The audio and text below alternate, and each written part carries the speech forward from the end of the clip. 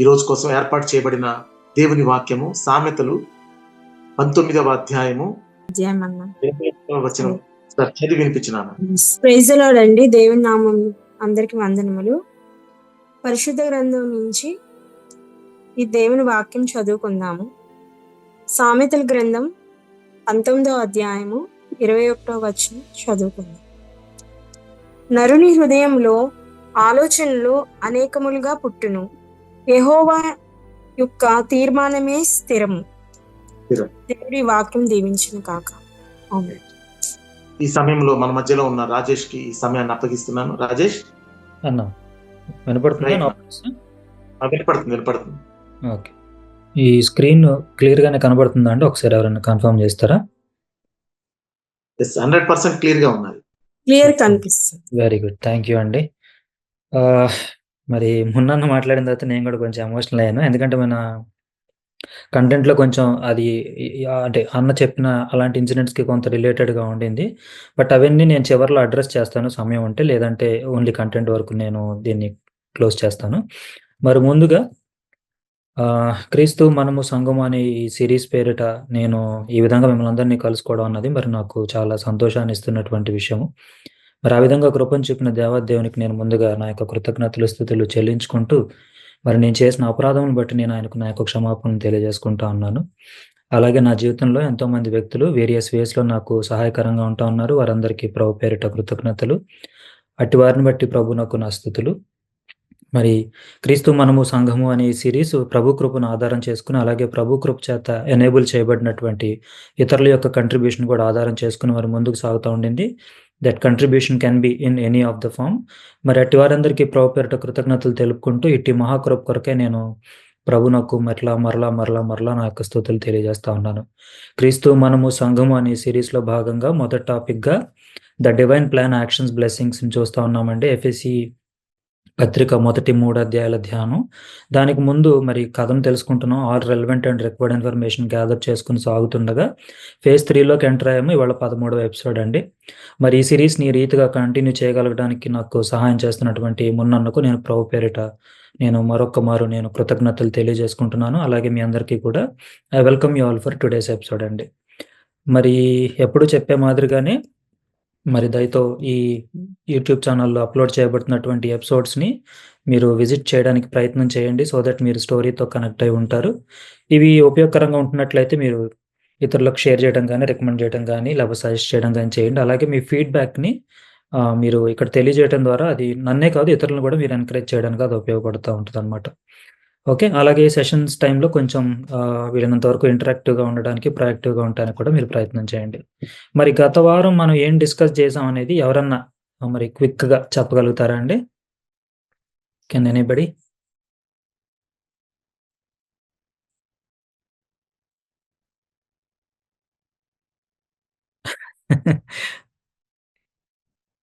కన్హెటర్స్ గురించి, తర్వాత 71 మంది వాళ్ళ గురించి, తర్వాత మోషే గురించి, రైట్, పౌల్ గురించి.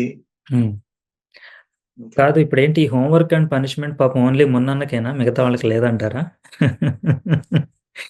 సో దయచేసి మీరు కూడా నోట్ డౌన్ చేసుకోండి, లేదా గుర్తుపెట్టుకుని మరి కొంచెం ఇట్లా ఇన్పుట్ రూపంలో ఇంటరాక్టివ్గా ఉండడానికి ట్రై చేయండి. ఎస్, మున్నని చెప్పినట్టుగా మరి మనం శానిడ్రిన్ గురించి చూసామండి. శానిడ్రిన్లో ఉండే సభ్యుల గురించి, వాళ్ళ ఫంక్షనాలిటీస్ గురించి, ఏ విధంగా వారు మరి వాళ్ళ వైపు నుంచి మరి డివైన్ ప్లాన్లో ఏ విధంగా వాళ్ళు కంట్రిబ్యూషన్ చేశారు, ఇదంతా కూడా చూసాం. ఇవాళ దాని కంటిన్యూషనే లేదా దాని ఎక్స్టెన్షన్ అనమాట. ఇవాళ కొంచెం స్క్రిప్చరల్ పార్ట్ ఎక్కువగా ఉంటుంది కాబట్టి కొంచెం మీ సహకారం నాకు అవసరము. క్విక్గా చూసే ప్రయత్నం చేద్దాము. మరి శాన్హెడ్రిన్ గురించి స్క్రిప్చరల్ రిఫరెన్స్గా మరి మీరు జనరల్గా సువార్తలు చదివినా, లేకపోతే అపోస్తుల కార్యాలు చదివినా, అంటే క్రోనలాజికల్ ఆర్డర్లో అంటే సువార్తలు చదివి అపోస్తుల కార్యాలు చదివితే మీకు అప్పటికే ఈ పెద్దల సభ, మహాసభ వంటి పదాలు మీకు వినపడుతూ ఉంటాయి. మరి ముందుగా మత్తయి సువార్త 26వ అధ్యాయము 57వ వచనము, అలాగే 59వ వచనం. మత్తయి సువార్త 26వ అధ్యాయము 57వ వచనము, అలాగే 59వ వచనం అండి. ఏంటి వాళ్ళ అజూబా గారు రాలేదా? పట్టుకొనిన వారు ప్రధాన యాజకుడైన కైపా యొద్దకు ఆయనను తీసుకొని పోగా అక్కడ శాస్త్రులను పెద్దలను కూడి ఉండిరి. 59 అండి. అక్క 59 చదవండి. ప్రధాన యాజకులను మహాసభ వారందరూ యేసుని చంపవలనని ఆయనకు విరోధంగా అబద్ధ సాక్ష్యం వెదుకుచుండిరి. ఇక్కడ కానీ చాలక్క. ఇక్కడ చూడండి, మహాసభ వారందరూ తర్వాత ప్రధాన యాజకులు అని ఉంది. మనకి తెలుగులో ప్రధాన యాజకులని పెట్టారు కానీ ఇంగ్లీష్లో యాక్చువల్లీ ఇది చీఫ్ ప్రీస్ట్ అని ఉంటుంది. చీఫ్ ప్రీస్ట్లందరికీ పైన హెడ్గా ఉంటూ ఈ మహాసభను నడిపించేవాడు కూడా ప్రధాన యాజకుడే, కానీ ఆయన హై ప్రీస్ట్ ఒక్కడే ఉంటాడు. ప్రధాన యాజకులు అన్నప్పుడు మల్టిపుల్ పీపుల్ ఉండొచ్చు. అంటే లైక్ రిటైర్డ్ అయిపోయిన ఇంతకుముందు చేసిన వాళ్ళు కానీ, ఓల్డ్ పీపుల్ కానీ, ఎక్స్పీరియన్స్డ్ పీపుల్ కానీ. ఆ తర్వాత ఈ శాన్హెడ్రిన్ పేరు మీద ఏంటంటే ఆ టెంపుల్ యొక్క నిర్వహణకు సంబంధించి వీళ్ళే కొన్ని పోస్టులు క్రియేట్ చేసుకుని, లైక్ ట్రెజరర్ అని, లేకపోతే కెప్టెన్ అని, డైరెక్టర్ అని ఇలా పెట్టుకుని నడిపిస్తున్న వాళ్ళలో కూడా ఈ ప్రధాన యాజకులు లాంటి వాళ్ళు ఉండవచ్చు అనమాట.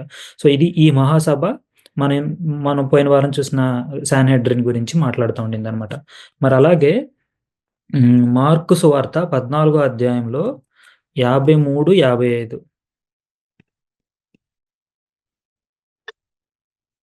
మార్కు సువార్త 14, 53 అలాగే 55. వారు యేసును ప్రధాన యాజకుని యొద్దకు తీసుకొని పోయిరి. ప్రధాన యాజకులు, పెద్దలు, శాస్త్రులు అందరూ అతనితో కూడా వచ్చిరి. 55 అక్క. ప్రధాన యాజకులను మహాసభ వారందరూ యేసును చంపింపవలనని ఆయన మీద సాక్ష్యం వెతికిరి, కానీ ఏమీయో వారికి దొరకలేదు. 53లో ప్రధాన యాజకుని అన్నప్పుడు he is the head, high priest కింద చూడొచ్చు. 55లో ప్రధాన యాజకులు అన్నప్పుడు చీఫ్ ప్రీస్ట్ల కింద మనం చూడొచ్చు. మహాసభ అన్నప్పుడు మనం సింపుల్గా ఎవరికన్నా మనం ఎక్స్ప్లెయిన్ చేయాలనుకున్నప్పుడు మహాసభ అంటే శాన్హెడ్రిన్ అని చెప్పొచ్చు, లేకపోతే గ్రేట్ శాన్హెడ్రిన్ అని చెప్పొచ్చు. కానీ ఒకవేళ ఎవరికన్నా కొంచెం బ్రీఫ్గా మీరు ఎక్స్ప్లెయిన్ చేయాలనుకుంటే గ్రేట్ శాన్హెడ్రిన్ అంటే మాత్రం 71 మందితో ఉన్నటువంటి సభగా మీరు చెప్పవచ్చు. శాన్హెడ్రిన్ అన్నప్పుడు 23 మందితో ఉండే సభగా చెప్పవచ్చు. సో ప్రతి విలేజ్కి, ప్రతి సిటీకి కూడా ఒక శాన్హెడ్రిన్ ఉంటుంది, కానీ ఓవరాల్గా ఒక్కటే ఉంటుంది, ద గ్రేట్ శాన్హెడ్రిన్. అక్కడనే ఈ క్యాపిటల్ కేసులు వాదింపబడతా ఉంటాయి, లేకపోతే పనిష్మెంట్ ఇవ్వడం జరుగుతుంది. ఇప్పుడు యేసుక్రీస్తు సినారియో కూడా క్యాపిటల్ పనిష్మెంటే కాబట్టి వారు ఫస్ట్ అక్కడికి తీసుకెళ్ళినట్టుగా చెప్పబడుతుంది. అలాగే అపోస్తుల కార్యాలు 6వ అధ్యాయం 12-15 వచనాలు. అపోస్తుల కార్యాలు 6వ అధ్యాయం 12-15 వచనాలు. ప్రజలను, పెద్దలను, శాస్త్రులను రేపి అతని మీదకి వచ్చి అతనిని పట్టుకొని మహాసభ యొద్దకు తీసుకొని పోయి అబద్ధపు సాక్షులను నిలువపెట్టిరి. వారు ఈ మనుషుడెప్పుడును ఈ పరిశుద్ధ స్థలమునకును ధర్మశాస్త్రమునకును విరోధంగా మాట్లాడుచున్నాడు. ఈ నజరేయుడైన యేసు ఈ చోటును పాడు చేసి మోషే మనకిచ్చిన ఆచారములను మార్చునని వీడు చెప్పగా మేము వింటుమనిరి. సభలో కూర్చున్న వారందరూ అతని వైపు తేరి చూడగా అతని ముఖము దేవదూత ముఖం వలె వారికి కనపడాను. సో వీళ్ళు ఇంకా హ్యాంగ్ ఓవర్ నుంచి బయటపడలేదు అని వీళ్ళేమో యేసుక్రీస్తు ఫాలోవర్స్ గురించి అనుకుంటున్నారు. అలాగే వాళ్ళు కూడా ఒక హ్యాంగ్ ఓవర్ నుంచి బయటకు రాలా. ఏంటది? యేసుక్రీస్తు మరి యూదా మతానికి వ్యతిరేకంగా ఉన్నాడు, మొజాయిక్ లాకి వ్యతిరేకంగా ఉన్నాడు అనే హ్యాంగ్ ఓవర్ నుంచి వాళ్ళు కూడా రాలేదు. అంటే ప్యారలల్గా లైన్ డ్రా చేస్తే మన సమాజంలోను, సంఘాల్లోనూ పెద్దలు అనేవాళ్ళు ఇలాగే ఉండి సో కాల్డ్ స్టీరియో టైప్స్తో మనల్ని ఇబ్బంది పెట్టరంటారా? ఇప్పుడు మన చర్చెస్లో కూడా అంటే ఇప్పుడు ఇది ఎలా ఉంటుందంటే ఏదో క్రిటిసైజ్ చేసినట్టు వెళ్ళిపోతుందేమో, బట్ అనే లైటర్ నోట్ మేబీ ఆలోచించండి. మన సంఘంలో కూడా పెద్దలు ఉండరా ఇలాగే మరి సాంప్రదాయాల పేరుతో దేనికి చోటు ఇవ్వాలో దానికి చోటు ఇవ్వకుండా వేరే దానికి చోటించే పరిస్థితిలో ఇవాళ మనం ఉన్నామంటారా, లేమంటారా? మనం కూడా ఏం తీసుకోం, వాళ్ళు పెద్దలనే కాదు, మనం కూడా ఏం తీసుకోం కదా. మనం కూడా మరి స్టీరియో టైప్గా లేకపోతే ఆచారయుక్తంగానే ఉన్నామా, లేకపోతే నిజంగా మరి దేవుడు చెప్పిన విధంగా మనం ఆరాధన చేస్తూ ఉన్నామా లేదా అనేది మనం ఆలోచించాల్సిన పరిస్థితి అనమాట. సో ఇది సింపుల్గా మరి శాన్హెడ్రిన్ గురించి, లేకపోతే గ్రేట్ శాన్హెడ్రిన్ గురించినటువంటి స్క్రిప్చురల్ రెఫరెన్స్. లాస్ట్ టైం చెప్పినట్టుగా మరి వీళ్ళంతా ఇక్కడ కూర్చొని తీర్పు తీరుస్తూ ఉంటారనమాట. మరి శాన్హెడ్రిన్ తర్వాత శాన్హెడ్రిన్లో ఇందాక మనం ప్రధాన యాజకుడు అని 2 పదాలు వింటున్నాం కదా. మనకి కీగా హై ప్రీస్ట్ గురించి తెలుసుకునే ప్రయత్నం చేద్దామండి. అపోస్తుల కార్యాలు వరకు కూడా హై ప్రీస్ట్ అన్నప్పుడు 2 పేర్లనే మనకి స్టాండర్డ్గా బెంచ్ మార్క్గా చూపిస్తూ ఉన్నారు. ఆ 2 పేర్లు ఏంటంటే, 1 అన్నా, 2 కైపా. అన్నాస్ లేకపోతే అననియాస్ లేకపోతే అననూస్ సన్ ఆఫ్ సేత్ అని, లేకపోతే కైఫాస్ అన్నప్పుడు జోసఫ్ కైఫాస్ అని చెప్తారనమాట. ముందు వీళ్ళ గురించి ఒక చిన్న బ్రీఫ్ ఇచ్చేసి ఆ తర్వాత నేను స్క్రిప్చరల్ రెఫరెన్స్లోకి తీసుకెళ్ళిపోతాను. మీకు స్క్రీన్ మీద కొంచెం క్లియర్గా కనపడితే చూడండి. అంటే ఐఎమ్ నాట్ షూర్ ఫోన్లో ఇది ఎలా కనపడుతుందో నాకు తెలియదు, చాలా మంది ఫోన్స్లో చూస్తుంటారు కాబట్టి. క్లియర్ అన్న. సూపర్. మరి ఒకసారి ఎవరన్నా క్విక్గా లూకా సువార్త 2వ అధ్యాయం 2వ వచనం చదువుతారండి?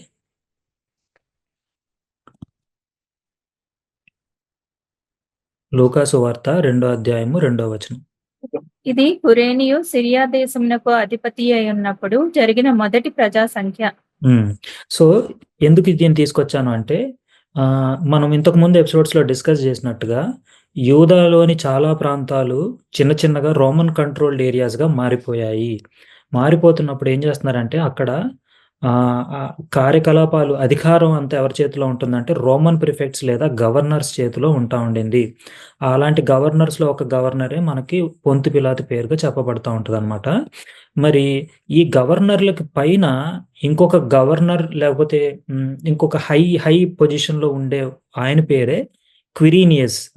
ఇతను మరి 6వ సంవత్సరంలో మరి అన్నాస్ను ప్రధాన యాజకుడుగా నియమించాడు. ఇనీషియల్ డేస్లో ప్రధాన యాజకుడిని ఎవరు నియమించేవాళ్ళు అంటే మరి లేవి వంశం నుంచే యాజకులు, ప్రధాన యాజకులు వస్తూ ఉండింది.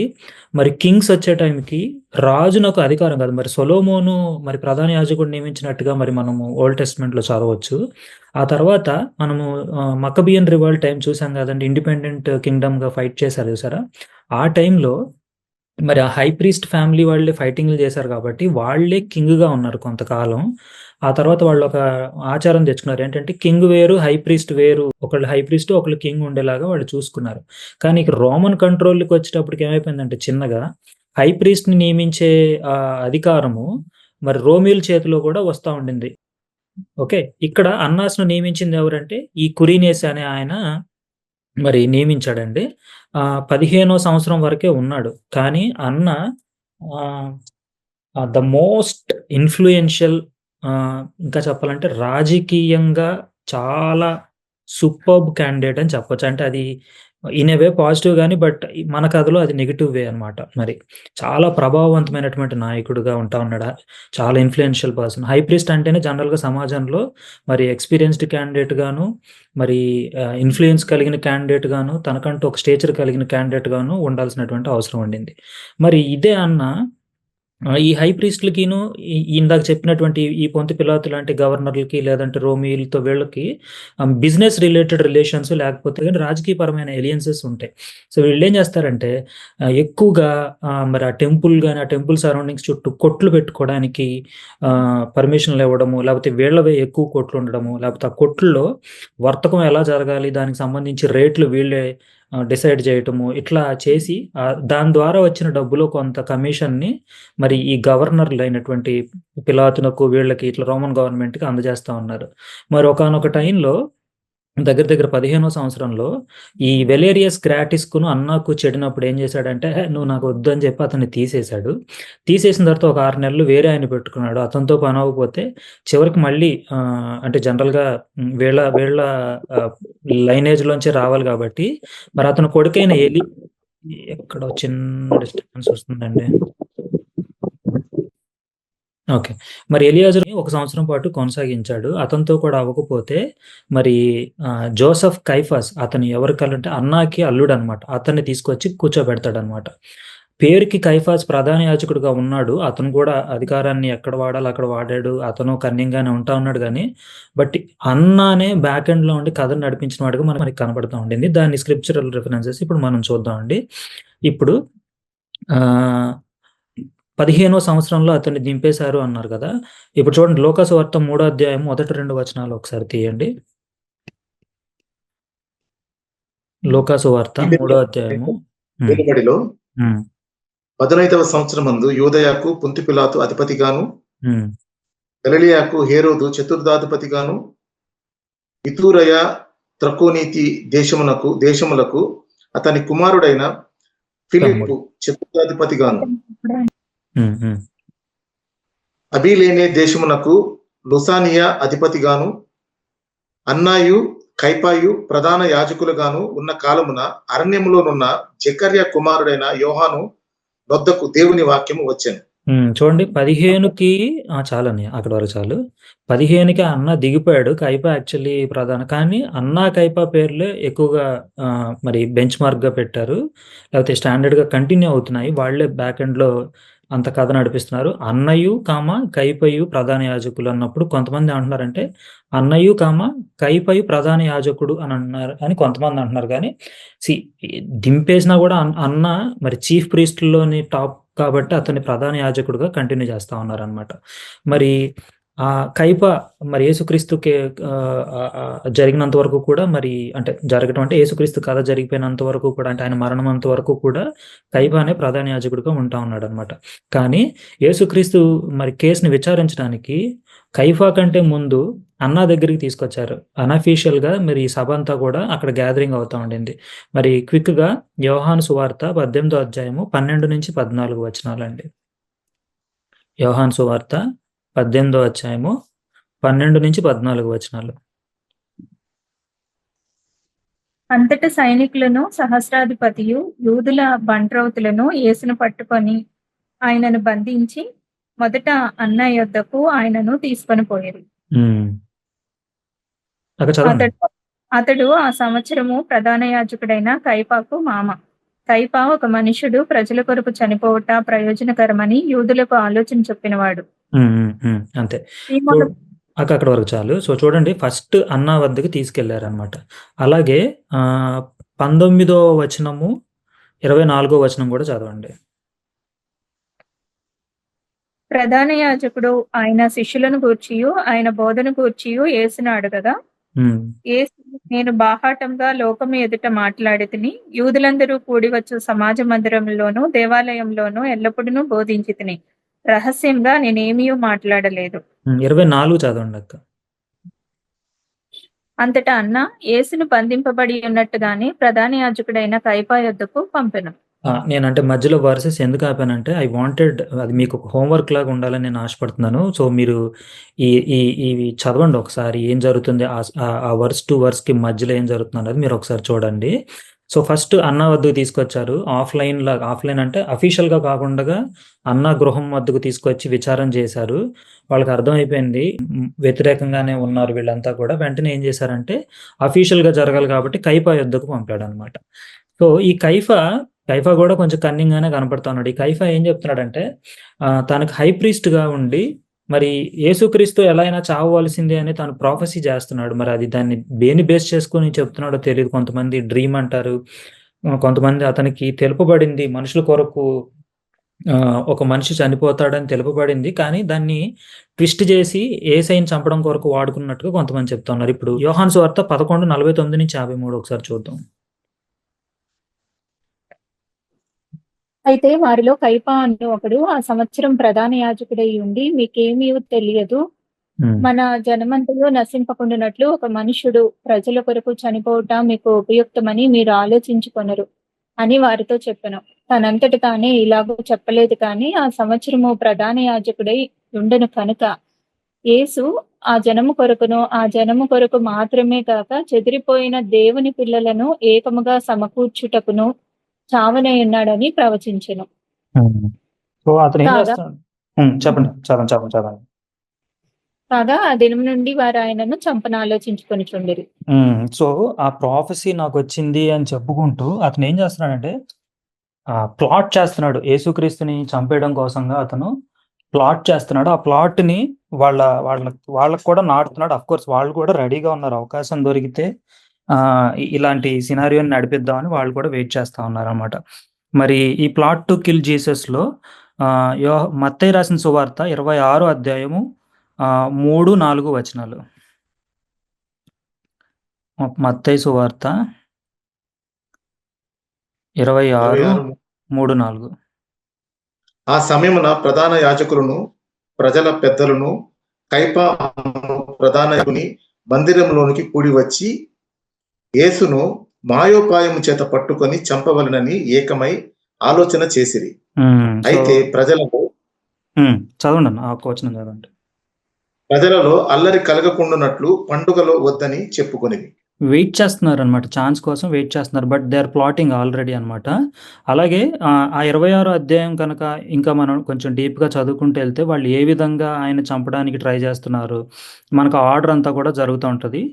నేను మీకిది ఒక హోంవర్క్ లాగా ఉంచుదామని నేను కొన్ని స్కిప్ చేస్తున్నాను. ఒకవేళ స్క్రీన్ చూస్తున్నట్లయితే నోట్ డౌన్ చేసుకోండి. ఇఫ్ నాట్ ఆ చాప్టర్స్‌ని మీరొకసారి దయతో చదవండి. చదివేటప్పుడు దయతో కాంటెక్స్ట్ మిస్ అవ్వకూడదు కాబట్టి వీలైతే దాని ముందు చాప్టర్, వెనక చాప్టర్ కూడా చదవండి. అది నా యొక్క రిక్వెస్ట్ అనమాట. మరి యేసుక్రీస్తు మరణం దగ్గర దగ్గర 33వ సంవత్సరంలో జరిగిపోయింది కదా! అయితే ఇక్కడ మనం ఒకసారి మళ్ళా సంవత్సరాల దగ్గరికెళ్దాము. కైఫా ఎప్పుడు దిగిపోయాడు? 36కి దిగాడు. అంటే యేసే చనిపోయిన తర్వాత దగ్గర దగ్గర ఒక 3 సంవత్సరాలు మరి తను ప్రధాన యాజకుడిగా ఉన్నాడు. సో, అపోస్తులు మరి అపోస్తులు అన్నప్పుడు అదే యేసు శిష్యులు, అపోస్తులు వాళ్ళు మరి యేసయ్య యొక్క మిషన్‌ని ముందుకు తీసుకెళ్తున్నప్పుడు కూడా వీళ్ళు అడ్డం పడుతున్నారు అనేది మనకు కనబడుతుంది. మరి అపోస్తుల కార్యాల్లో 4వ అధ్యాయము 5, 7 వచనాలు.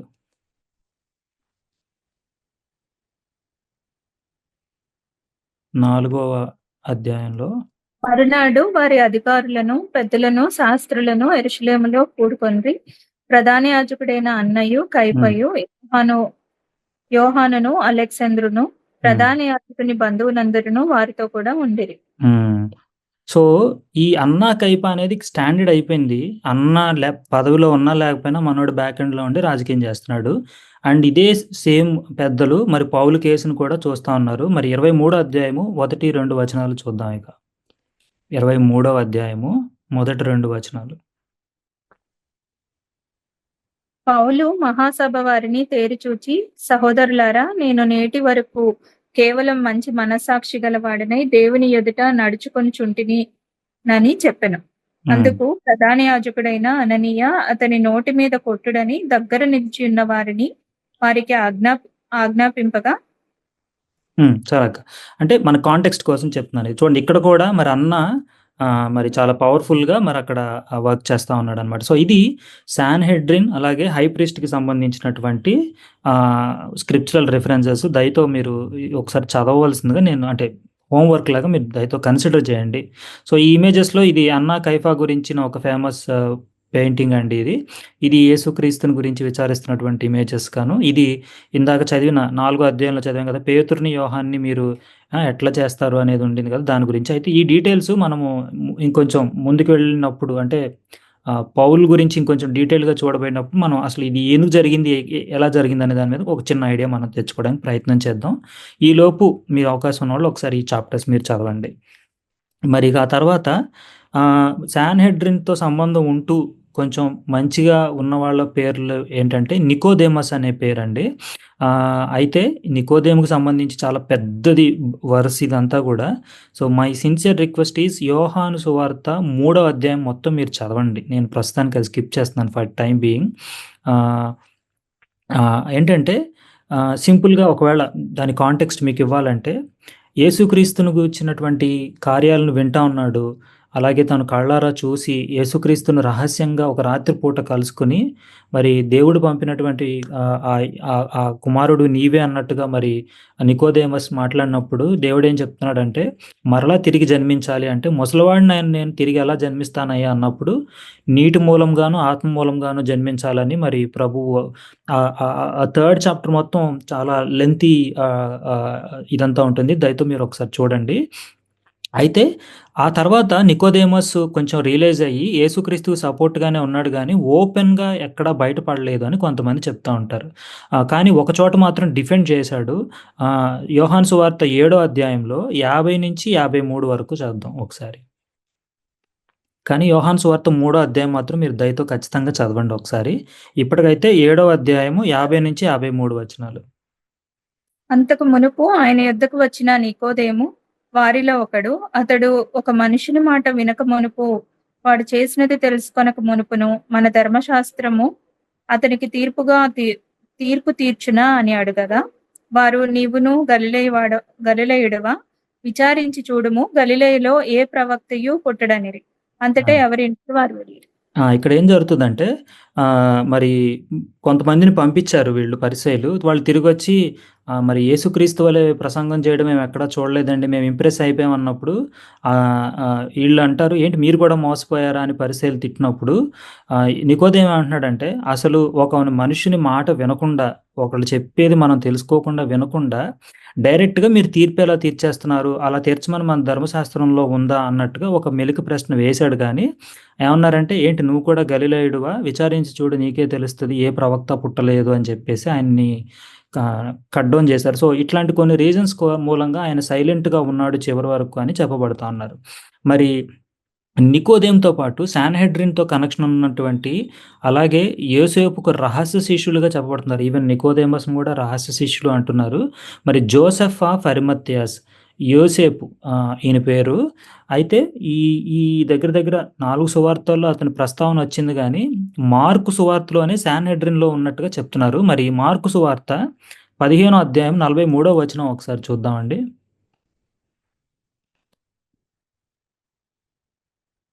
గనక సాయంకాలం అయినప్పుడు అరిమతయయు యోసేపు తెగించి పిలాతు నొద్దకు వెళ్లి యేసు దేహము తనకిమ్మని అడిగెను. అతడు ఘనత వహించిన ఒక సభ్యుడై దేవుని రాజ్యం కొరకు ఎదురు చూచువాడు. సో, ఇక్కడ మెన్షన్ చేయబడింది. ఒకసారి లూకా 23, 50, 53 కూడా చూద్దాం క్విక్‌గా. లూకా 23, 50, 53.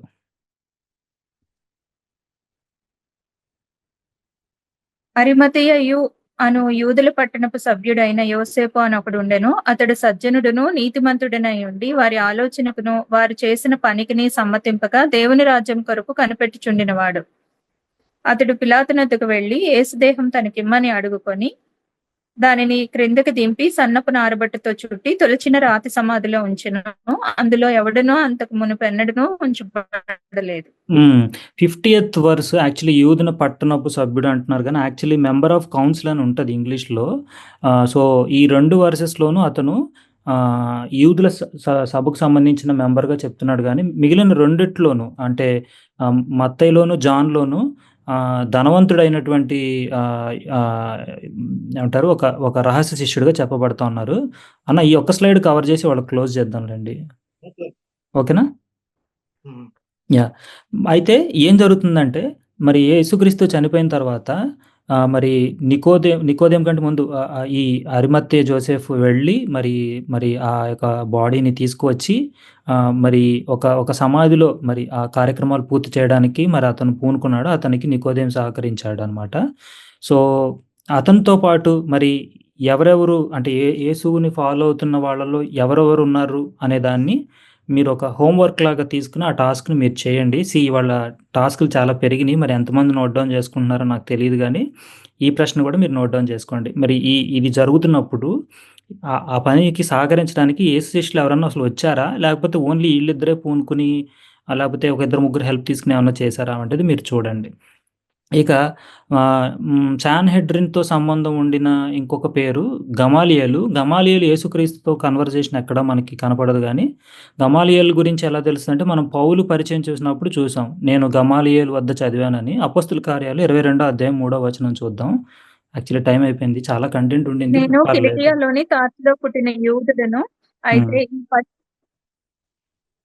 అయితే ఈ పట్టణంలో గమలీయేలు పాదముల యొద్ద పెరిగి మన పితరుల ధర్మశాస్త్ర సంబంధమగు నిష్ఠయందు శిక్షితుడనై మీరందరూ నేడు ఉన్న ప్రకారము దేవుని గూర్చి ఆసక్తుడనై ఉండి.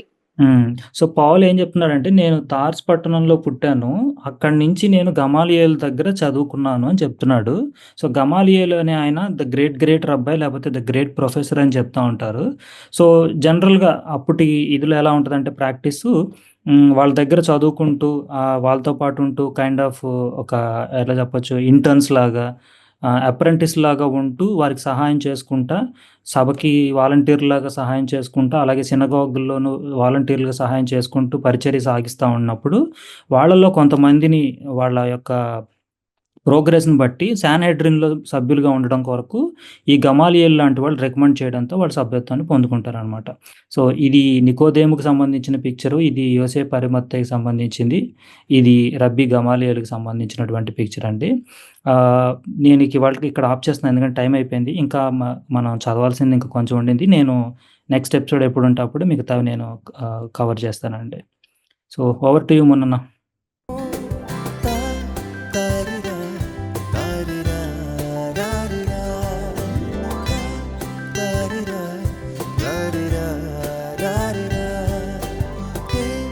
Na na na